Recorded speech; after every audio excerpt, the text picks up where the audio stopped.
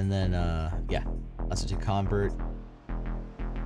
Trumpeting Carnosaur, Aclazotz. I mean, it's, yeah, we're stacked. We got Shelly, we got a 4/4 Carnosaur, we got Aclazotz. Let's go.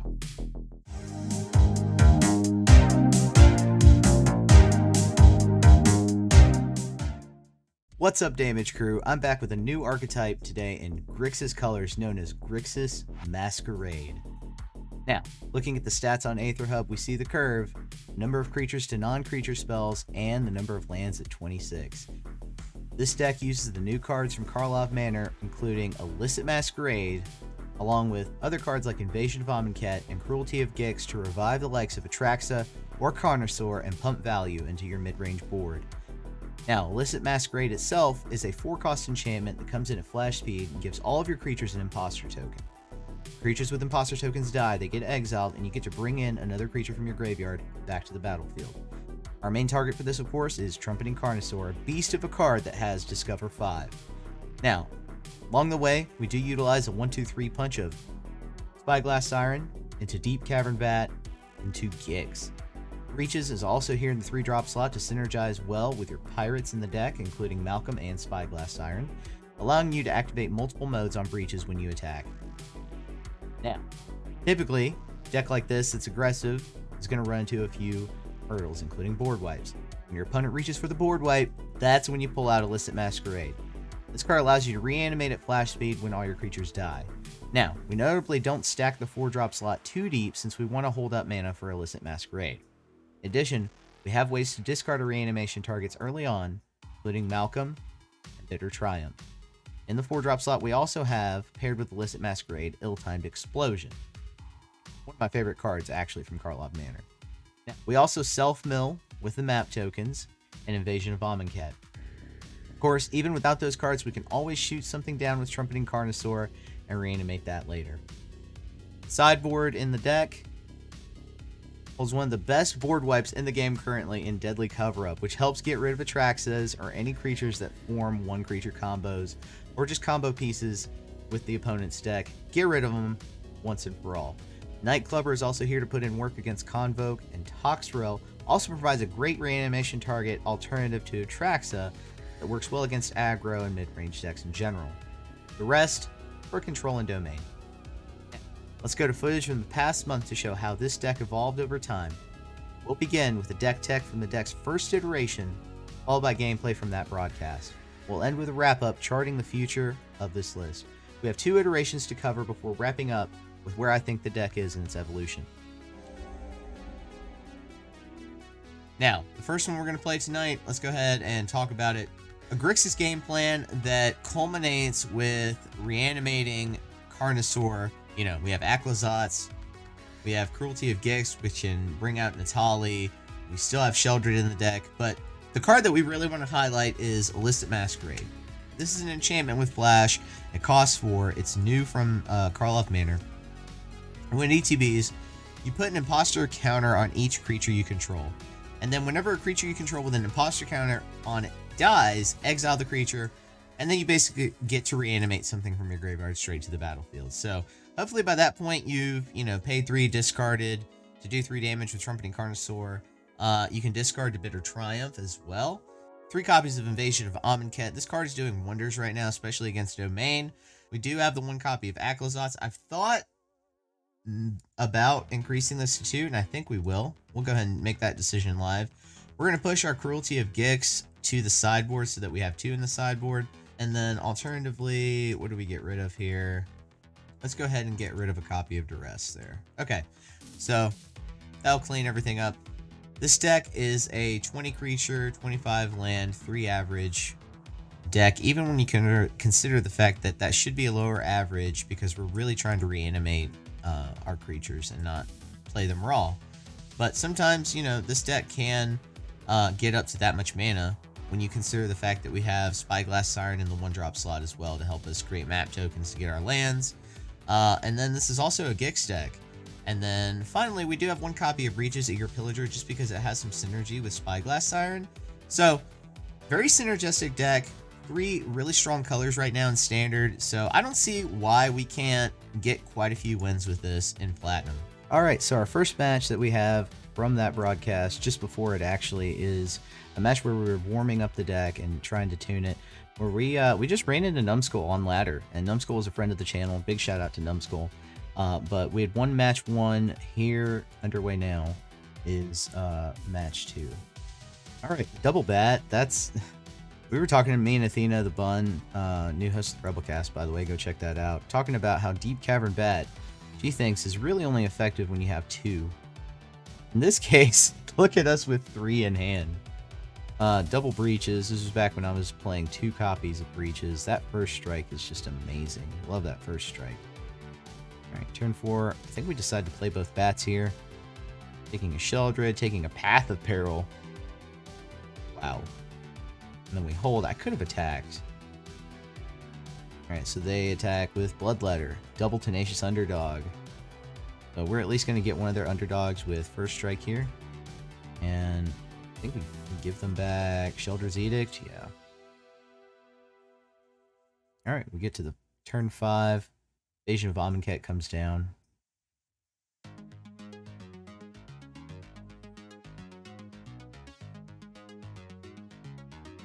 Alright, so we get a Bonehorde Dracosaur. One of my favorite cards. It is one of those cards that unfortunately... it survives the Path of Peril here, which is awesome. But unfortunately, like, it isn't effective until it sticks for a turn, right? And that's generally the problem. It costs 5, and they can just, you know, go for the throat it right after it lands. So that's always a tough sell on that card, personally. But we did include one copy in the latest iteration for a reason. Alright, Breaches keeps the Bloodletter from blocking here. They go down to 10. We play a Trumpeting Carnosaur. Doing its thing. We get to make disappear in hand. That's great, though, with Discover, that if you don't actually get to play the card, you do get the card in hand. Path of Peril again. Numbskull, I think, at this point, stacking the Paths of Peril, you know, something you got to have at the ready in the black decks for Convoke, for Toxic, for Red. Doesn't work quite as well here. We do fake out our opponent game 1 by playing that low curve, that 1-2-3 punch with Gix I was talking about earlier. We do.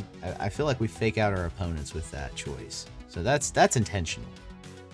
I want them to think low curve, but then get hit with the high curve unexpectedly, right? Most of your Reanimator decks right now, like the other Grixis Reanimator deck that uses Conspiracy Unraveler, really focuses on doing that, right? On setting up the whole deck, as opposed to what I'm trying to do here. But setting up the first, 4 or 5 turns to reanimate that card. Alright, so we get the win here. And, yeah, we beat Numbskull in the first, so that was very encouraging. That made me want to continue to evolve the deck. So let's go to our second match, where we are playing against Boros Convoke. They start with the Yodian Frontliner. And right here, we respond with Cut Down. Go ahead and make them use the Unearth ability on it if they're going to use it at all. And they do here.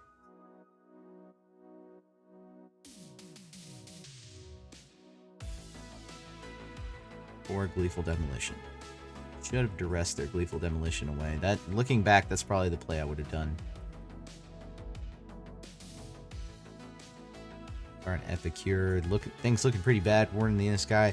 See, right there, I think that's a mistake on my opponent's part. When you're playing Convoke, as I do, Warden in the Inner Sky, you want to tap down those early turns and get the counters on it. That becomes a lot more valuable towards the mid-game when you're playing against other go-big strategies especially. So, definitely something to think about. Alright, we do kill the Warden of the Inner Sky here. Elegant Parlor, that is one of the new Surveil lands from Karlov Manor. Very odd to see that in a Convoke deck. You typically want to be able to use the land on the turn that you play, which is why you have a lot of these Convoke decks have cards like Thran Portal in them presently. Alright, so they do get a second Warden down. Got Gix down and a Flyer, so things are looking pretty good on our part, so long as drawing cards is a good thing. May not be at this point.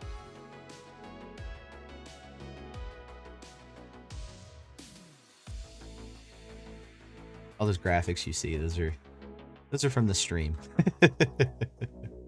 Keanu Reeves is whenever I say anything cringy. CPJs likes to throw that in there. Alright, so we're gonna blow up the Invasion of Amonkhet. It becomes Lazotep Convert. We have a big choice here. Aclazotz, you almost always want to take Aclazotz. That's why you'll see a lot of decks with Invasion also have 2 copies of Aclazotz, just to make sure that's the card that they flip, make it happen more often. In particular, because once they get rid of it, once they kill it, it can just flip that same turn. It doesn't have to wait a turn to flip or anything like that. It comes back. It comes back tapped, but it comes right back to the field, as you'll see here. So select the and it flips, right? Because Invasion of Amonkhet, once you meet the it's yeah. Anyway, I love that interaction. Illicit Masquerade to protect my creatures. Not that it really matters here, but we can start blocking with the Spyglass Sirens if we want to reanimate something else. But we decided to go all in here. I like drawing cards, especially in the late game, especially against Boros Convoke. It's too much for our opponent. We take game 1. Alright, so as you can tell, we're going to slot in Path of Peril. We're going to slot in Night Clubber. Dreams of Steel and Oil. Take out Make Disappear because that's awkward against Convoke. 1 copy of Illicit Masquerade. What are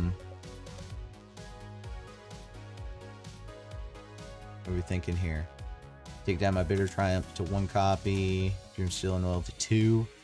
1 Make Disappear? I should have cut Gix, to be honest, because they're going to clog up the board. I know we have some evasive creatures, but playing defensively, well, we did pull a Night Clubber in the starting hand, so we get that second black source here. That's going to be great for us. There's the Siren, probably going to use that map token. Get land number 3. Allows us to play Night Clubber later, I do believe. I didn't really review these games before doing this episode. I just kind of do these like I'm watching the tape playback for the first time, genuinely. I like to do that because my reactions are more genuine, and you see me learn from myself, which is the purpose of watching tape, is to improve. And this is something I recommend you do at home as well. If you're getting into competitive, watch yourself play, record yourself play.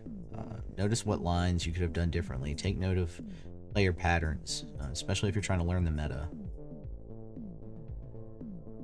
Alright, so here we could Night Clubber. Yeah, I think that's what we want to do. Do we blitz it to draw a card, or do we leave it on the field as a 2-2? We leave it on the field as a 2-2.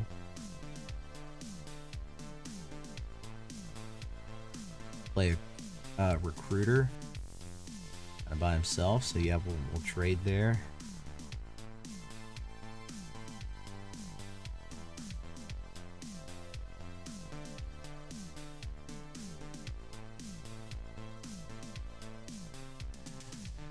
Kelly comes down for the opponent. Cash in the Spring Blades, or however that's called. I think we want Make Disappear over Illicit Masquerade here. Well, we want to leave our options open. Right. Have a Kumano. Then play anything here, we counter that. And nothing, we play Illicit Masquerade.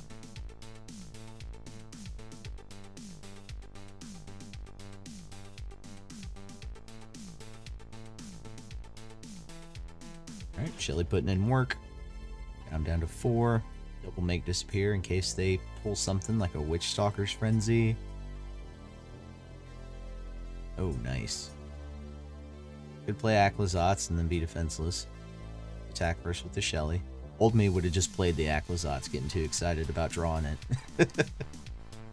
Urge of Salvation. Alright, so we can double Make Disappear here. Boom. Do it again. Boom. Get him. Max damage. Alright, and that's how you 2-0 Convoke. Let's go to our next matchup. This one is against Esper Control. Start with the Triumph. Turn 2, we have Make Disappear. We're going to counter their Kaito. Things looking pretty good. We play the Gix. And get rid of the Gix with Go for the Throat. Probably, considering that it's Esper colors, I shouldn't have played that unprotected. Alright, Siren comes down. Cash in the map token. Probably shouldn't have done that.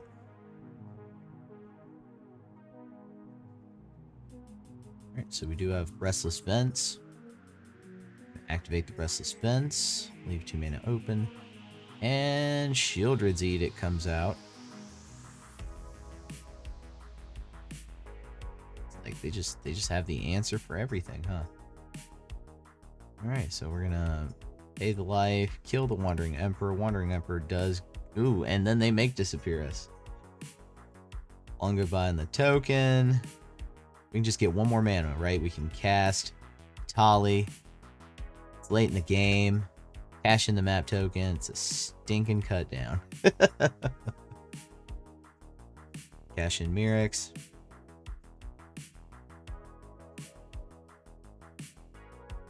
Okay. And we draw the mana we need here. Counter Akaya. That feels good. We cast Tali. Let's go. Memory Deluge and Masquerade. Chance to kill the Wandering Emperor here. Gotta take it. Ooh. And we get to cast a Trumpeting Carnosaur. That feels great. Comes out heavy value with Gix. We swing both. And then the Wandering Emperor lands. And exiles our Tali. Ugh, what next?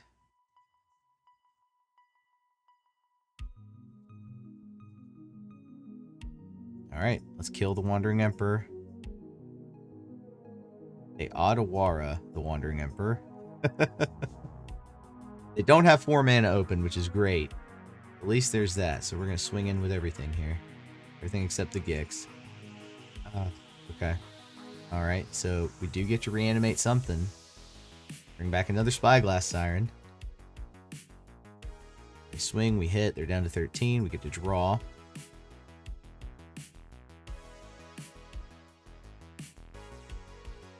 Like, okay, fine. I'll keep that.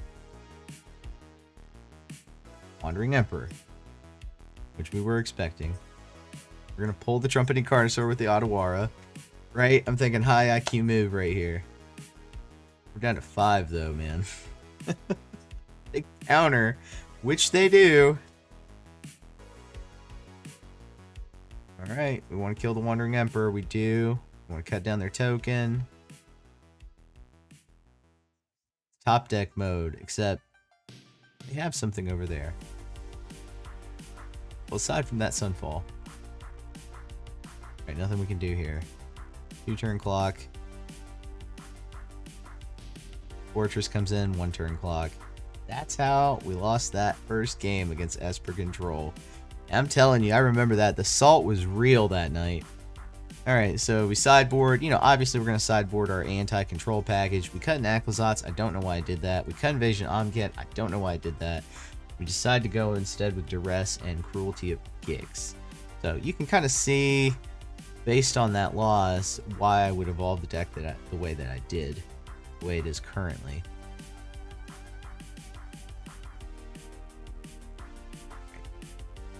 Spyglass Siren on turn 3.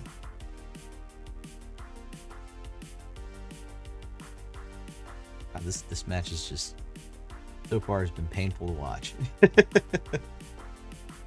Esper Control, just a mixture of the 2 good control decks right now in Standard. If you're coming over from State of the Meta this week, I mean, it's, you know, Azorius Control is back. So it takes the best of that and the best of Dimir and mashes them together. Alright, so 5 mana, we got a map token, so it's looking like we want to hold up for a counter spell. Ooh, make disappear, we don't want that. So let's hold up for a counter spell here. They do nothing. They do exactly what a control deck is supposed to do in that situation. Right? They're supposed to start to frustrate me. Make me lose my cool. I start just casting stuff. Negate the Shieldred's Edict. I don't know that I should have done that. We're like, hey, we have a Disdainful Stroke. We're going to be fine. Alright. with Triome, attack for 2. Stay humble.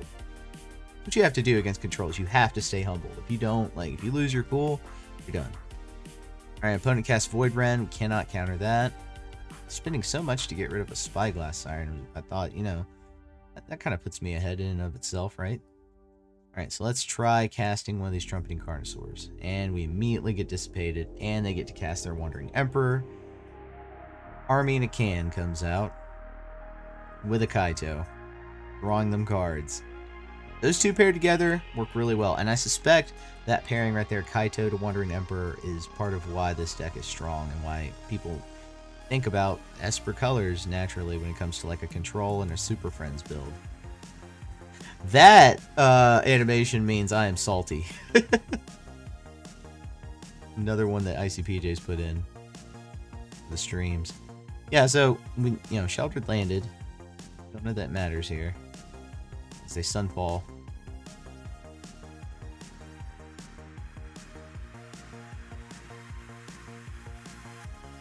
Army in a Can doing its thing. Dissipate a second Trumpeting Carnosaur, and that's enough for me. Now on to, so you know, so far we've beaten Numbskull, Mono Black, we've beaten Convoke, we've lost to Esper Control. This next matchup is against Esper Mentor. We have a take on the yeah, just Esper Mentor, I think, is the original Mentor deck actually. But you know, their strategy by now is to discard or flip or mill Djinns, Monastery Mentors, specific targets, and then reanimate with these really cheap white-based removal cards that reanimate things that cost 3 or less. Helping Hand, I think, is one of them. Yeah, that's essentially the deck strategy. It's kind of like a mini Reanimator deck, but the cards in it get really beefy off the fact that you have instants and sorceries in your graveyard. That's a graveyard-loving deck. If you can exile the opponent's graveyard, that pretty much kills it. Of course, not a lot of people are running that right now. Which is why this deck is something I'm trying to build up. Alright, so we long goodbye the Haughty Djinn. We can just reanimate it, though. Get them down to 12 with a mix of Spyglass Siren and Shelly. Haughty Djinn, a 4/4 comes out. Commission for another Haughty Djinn. This one's a 6/5. Other Djinn increasing to 5/4. We decided to Invasion of Amonkhet, which I don't know why we did that. It was a risk.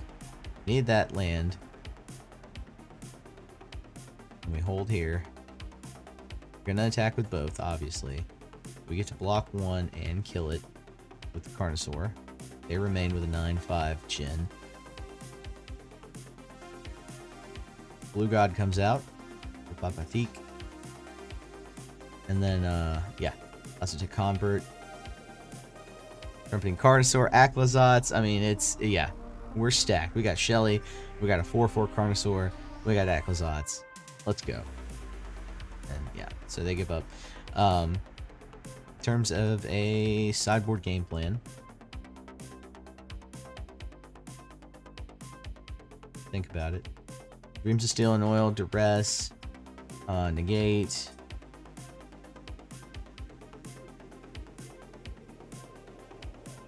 Cut the Masquerade, cut one Aclazotz. Why do I keep cutting the Aclazotz in the Invasion of Amonkhet? I feel like that's a core of the deck. In the future, I'm going to look at not sideboarding those out quite as often. I feel like there are other choices I could make if I analyzed it.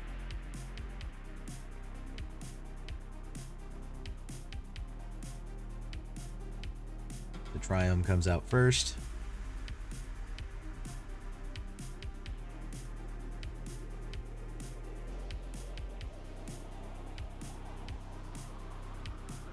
Breaches. Follow up with Breaches. Block Prankster. Litter. Yeah, so they're trying to dump into their graveyard. A lot of self-mill. Dreams of Steel and Oil is really effective here. Getting rid of the, you know, the one thing they want to reanimate. Alright, we got a combo Breaches and Siren out. And I think right here where, you know, the card really gets to show its synergy. Unfortunately, they destroy the Breaches. Play the Prankster, so we're going to play Aclazotz. And we get countered.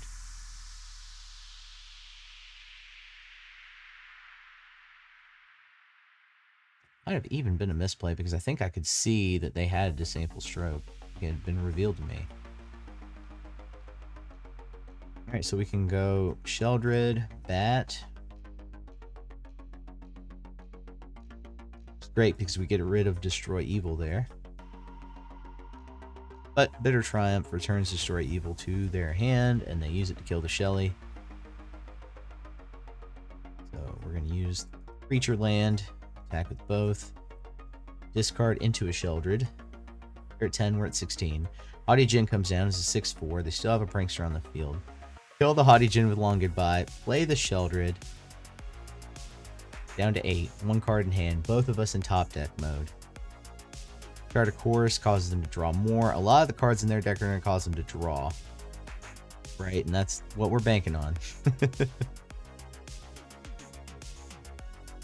Okay. Could have activated the Restless Fence and attacked with the Siren. Anyway, doesn't matter. We get the win. 2-0 versus Esper Mentor. So moving right along, this is the final match of that first iteration. Right before we tune it again. This is against Golgari Midrange. One of my personal favorite decks to play, and I think very heavily favored as a tier 1.5-ish kind of list right now in the standard meta. Very strong deck. Probably, I would say, a real contender next to Dimir for best mid-range list. So we start with Spyglass Siren. Take them out with Liliana of the Veil. Killing our Spyglass Siren, -2ing on it. Amonkhet, Invasion. See that we mill a Gix. Along with one copy of Illicit Masquerade. Okay, so we use this opportunity to discard a Tali. They play Archfiend to the Dross. Kind of forces us to just use our kill spell on it. And then play Deep Cavern Bat. Feeling nothing in their hand. They draw. They -2 for the bat. Yep, they do. They do. With Invasion of Amonkhet out there, they feel like they must destroy it. Alright, so Restless Fence. Could have activated the vents and used the map token on it, looking back. Alright, so we use the map token on Shelly instead to reveal a bat. 2 cards in hand, they give up. Alright, so sideboarding. Long Goodbye, Dreams of Steel and Oil. Double Tidebinder. What do we cut? Path of Peril, Cruelty of Gix. Okay. Okay, no Tali, no Aquazot, or 1 Aquazots. What else? Get rid of 1 Illicit Masquerade, get rid of Cut Downs. And Duresses. And 1 Make Disappear. Okay.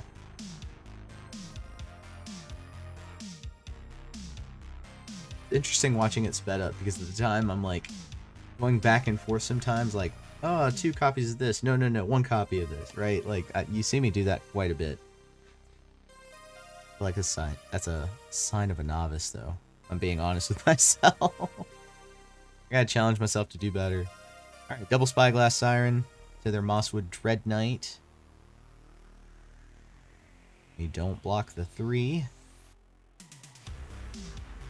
Turn 3, Invasion of Amonkhet.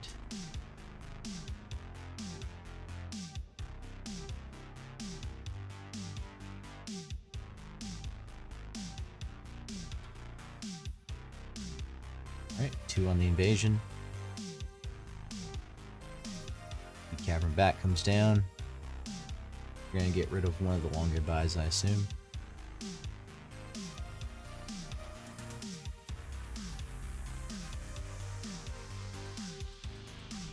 Yep, Mosswood Dread Knight hits for 3. They're down 2 cards. Wow, that must be intimidating for the opponent. Use the Trumpeting Carnosaur to kill the bat.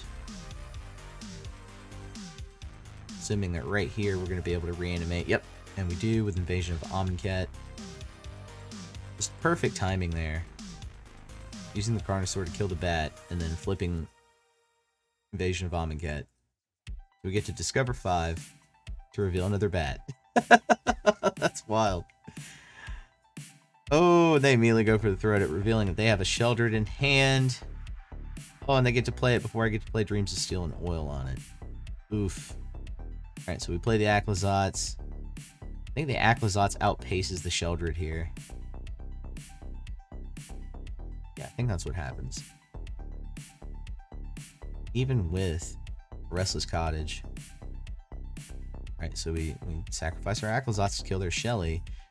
Because that gives us just enough mana to play Carnosaur, reveal Cruelty of Gix. Let's go now to the second deck tech later on in that month, where we revise the list just a little bit more. So here's where we're at with the deck. We've got Stalactite Stalker, 2 of in the 1-drop slot. We're ready to go with that card.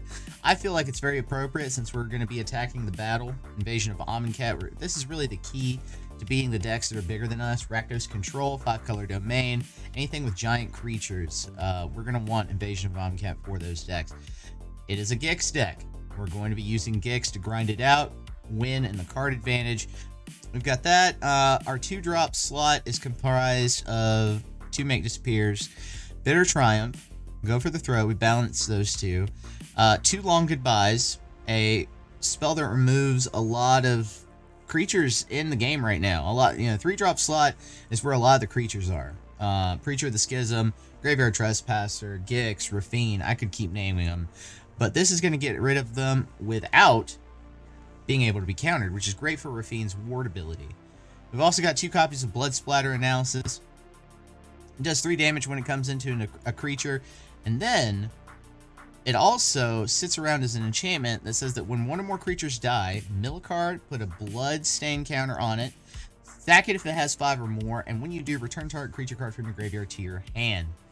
So, getting some cards back to be able to play in the late game. I feel like this card is pretty cool. I feel like it's a good, not a great replacement for Cut Down, but, it's strong enough that I think we can slot it in instead of Cut Down. One thing I would like to see, one thing that I worry about, is Virtue of Persistence in this deck, especially with the Reanimate ability on turn 7, but I don't know. I don't know how I feel about that. We've left it out for now. What I may... Actually, you know what? Let's do this. We're still tuning. Let's go ahead and slot one in for a Blood Splatter Analysis. Just see how that works out. We may end up preferring one over the other. The other cards in the deck, you know them. Sheldred, Aclazotz.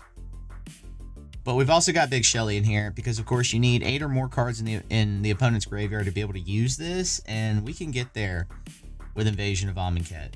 So I really think this is a deck where you can have Shelly in there, and Shelly will see some play. Alright, so you can see that in that deck tech, I was adding cards that aren't in the current iteration of the list, right? I took a lot of those out and tried to make the deck a little bit more linear in the current iteration. But nonetheless, let's see how it does in that first evolution. We're up against, in this first set of matches, Jeskai Control.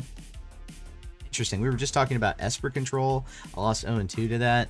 Jeskai Control is a little bit more of a burn deck in addition to being a control deck. So let's see how we fare against Jeskai. Use our Deep Cavern Bat to get rid of, I believe that's Lightning Strike or Lightning Helix? I think it's Lightning Helix. Makes more sense.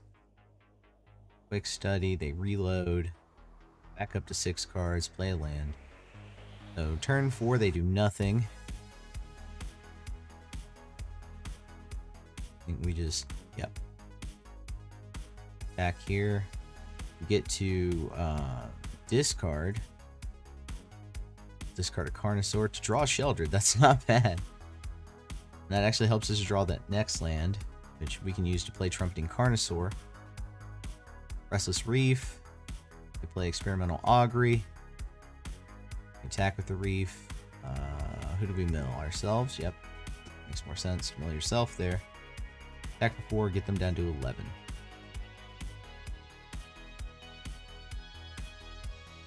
Okay, Restless Vents comes down.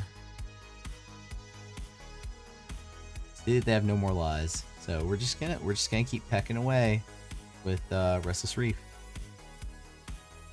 Continue to mill ourselves. Yes, Virtue of Loyalty. And Lightning Helix on the Restless Reef. So we do get rid of their token, but Fortunately, we're left without a Restless Reef. Let's see, right here we can have no more lies, so whatever we do, we have to keep that in mind. So I guess, yep, just keep attacking with the creature lands. For a Bitter Triumph. I don't know if that makes sense here, because if they play Wandering Emperor, that's our removal for it. So we do have the creature lands to attack with.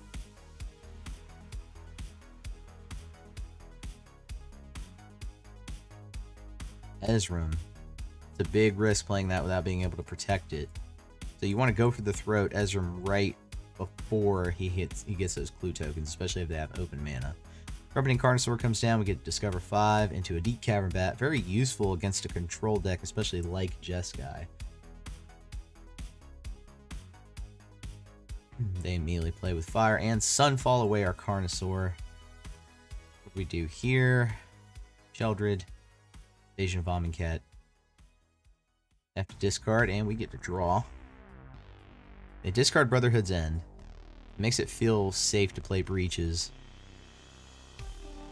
Do. Followed up with another Invasion of Amonkhet. I should have held mana for Illicit Masquerade just in case they had like a depopulate. For damage-based removal. They go up to 12. They've used up most of their resources here.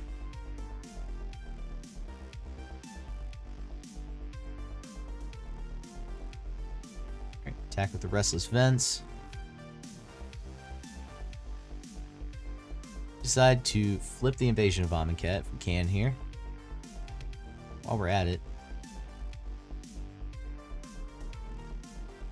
Great treasure token.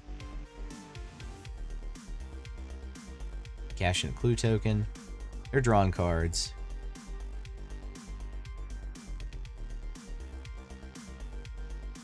Lazotep Convert comes in as Ezram. No, I think we pull Carnosaur. Alright, Carnosaur turns into a Deep Cavern Bat, which we use to get rid of the one card we're truly worried about here, Wandering Emperor.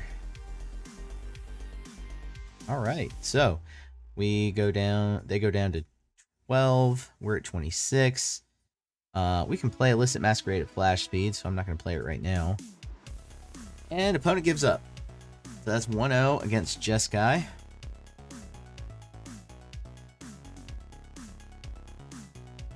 Duress, Disdainful Stroke. While we take out Long Goodbye and Bloodsplatter Analysis. Make Disappear goes out.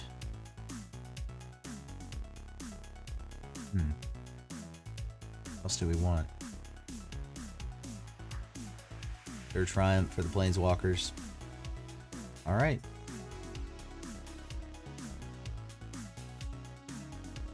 Ooh, look at that hand. I kind of like it. Yeah, we do. This Reef comes out first.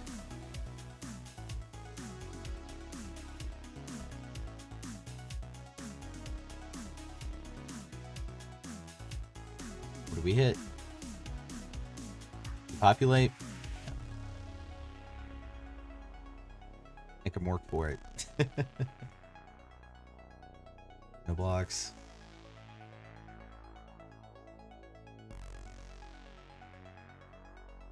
Yep. Hit the token. Back. They drop down another token. Attack. At this point, we're just trading blows, right? Map token. Try to get some more mana. And they play with fire right on cue. They kill their token. It's kind of out of spite. Restless Bivouac comes down, hits us for 3. Cast the Invasion of Amonkhet. Discard Lightning Helix. Slightly encouraging. We get lower in health. Experimental Augury.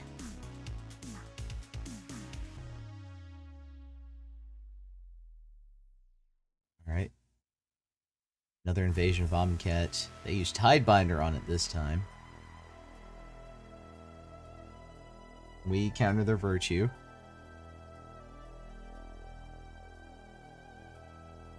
Alright, so only 5 mana, unfortunately. We're gonna go ahead... Oh, we can't. We don't have the mana for Restless Reef. We'll kill the Tidebinder. Hold the 2 mana for Disdainful Stroke. Oh, just in time to counter the Ezram. Activate the Reef. Hit. Mill ourselves. We win. Carnosaur. Into Gix. Should have hit him with Duress. We should have manual tapped and hit him with Duress. We try to hit him with Duress now. Oh, there's Depopulate. There's a Chandra. It's bad. It's bad news bears. Just, what do you do here? We flip the invasion? I guess we figure we're gonna discover 5 again. Or what? Nope. We go face. We get to draw 2 there. And do damage.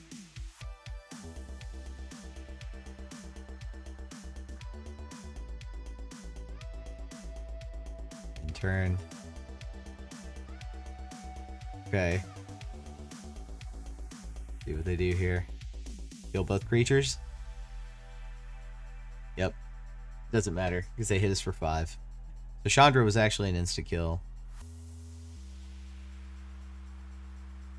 Alright, game 3. Right, I lost sight of that possibility that Chandra was just going to come in and mop up. I was too focused on what was going on in the board state. Mulligan on this game 3, this critical game 3 against another control deck. We've already lost to one control deck.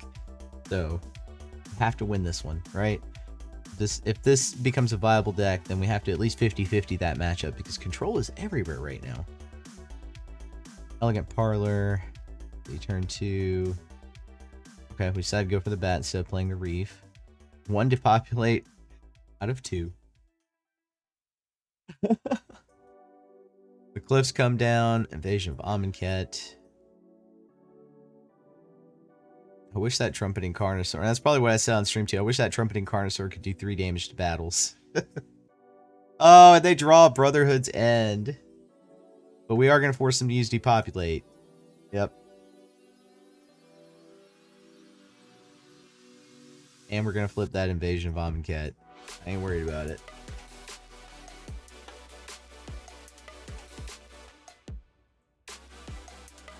That. See? We get rid of the Depopulate, but the Brotherhood's End we leave, because that's not going to kill us. Carnosaur on the Denic. Rest. Get rid of the Brotherhood's End. Attack for 4. Gain 4 life. They're running out of options. They cash in the Clue token. We hit them with Trumpeting Carnosaur. Get to draw a Disdainful Stroke. That's huge. Oh, but they Ganjo our Convert. Access to Depopulate. They kill our Carnosaur. Spyglass Siren comes down.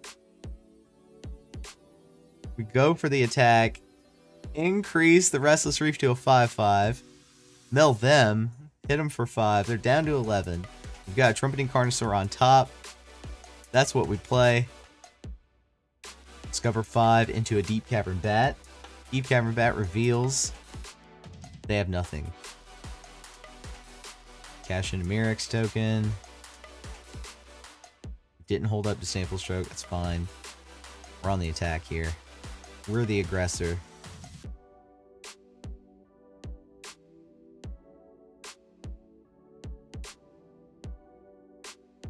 And we kill our own Deep Cavern Bat just to not give them that life link. Let's go! And we are 2-1 versus Jeskai Control. Had to win that control matchup. So let's move on to the next set. The next set is versus Boros Convoke. Again, we already 2-0'd Convoke, showing that this deck has some serious ability to outgain that hyper aggro. Deep Cavern Bat reveals a stacked hand. Get rid of the War Leader's Call, knowing that's a huge piece for them. Alright, we have access to, several removal pieces. We're just going to do our thing and sit.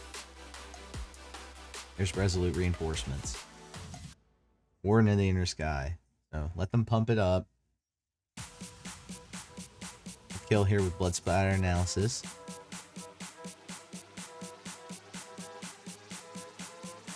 cashed in Virtue of Persistence.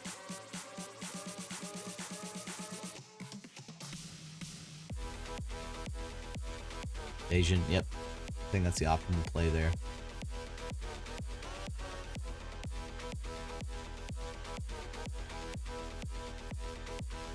Start working on that.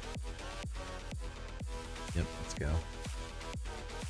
Thing when Evangelist comes down for the opponent. See, I don't like Evangelist for Convoke.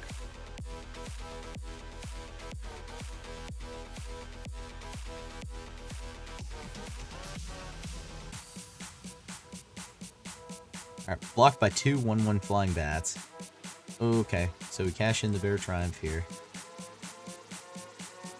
Splatter Analysis is about to get the 5th token. I mean, the 5th counter. Ooh, we take a beating there.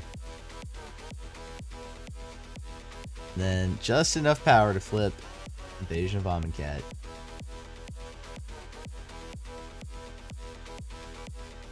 Sheldred should help. They have removal though, we're done. Bivouac, they attack full force. Down to 3. Blood Splatter gets its 5th counter. We get a Sheldred in hand. Carnosaur, Discover 5, Gix. Bam, bam. Life gain from the Shelly and the Gix. We go up to 8. I think that pulls us just out of reach for them to kill us. Cash in the clue. Brings them down to 7. That's game 1. Let's go. Alright, so Nightclubber, Gix's Command, Brotherhood's End, Path of Peril, Dreams of Steel and Oil, Stalactite Stalker, The Invasions, Duress, Big Shelly all come out. Illicit Masquerade comes out, so we abandoned that whole game plan. We just focus on killing the low curve, essentially. Let's see how match 2 goes. Opponent taking as much time as they can to sideboard here, because I know they're worried about this matchup. Alright, starting hand sucks. We have to mulligan. I think we decide to keep this one because we have plenty of plays. We put back 1, make disappear. Running in their sky comes down for the opponent. We decide to play the Restless Reef tapped. Darn Epicure. Gonna allow them to cash in the Warden. Get that counter. Hit for 2. Alright, so we go with that. And, ooh, get rid of Imidane's Recruiter, yes. And Case brings it back. Case of the Gateway Express. Becomes a 3-4, down to 13. Bat and Siren. Take the Recruiter back. They get a War Leader's Call. So we chump block the 4-5 there. Oh, Nightclubber. Not going to do anything here. Use Carnosaur to get rid of a creature, but I mean, no guarantee that we'll see that creature again this match.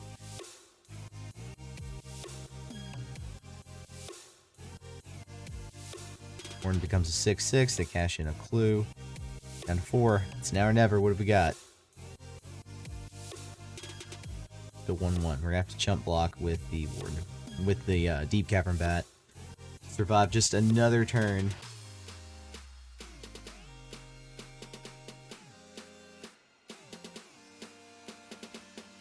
Oh, Gix's Command, that would be nice, but fortunately it does not happen that way. Nothing on board, we can't take advantage of the 2 1/1 counters and lifelink. Cut the Make disappears. I think that is awkward in the Boros Convoke match. We bring back Invasion of Amonkhet. We cut one of the Gix's Commands as well for that 3rd. Alright, so we're 1-1 against Convoke here. Restless Reef first. Probably, yeah, trying to play the Bat. No, we get rid of Warden in the Inner Sky early. Okay. Opposite Spectre. Spyglass and Bat. Get rid of Imidane or War Leader's Call? War Leader's Call, because that was our end last game. That was our demise. Okay. Lethal Demolition, they go up to 4 creatures. Asian Bombing Cat.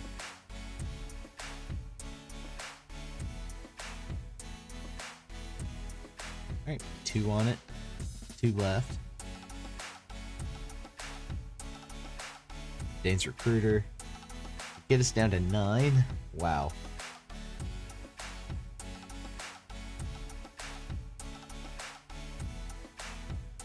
How do we want to do this? Let's flyer analysis on the Recruiter. Crimson Steel and Oil. Reveal nothing. Gain 2 life, we're at 11.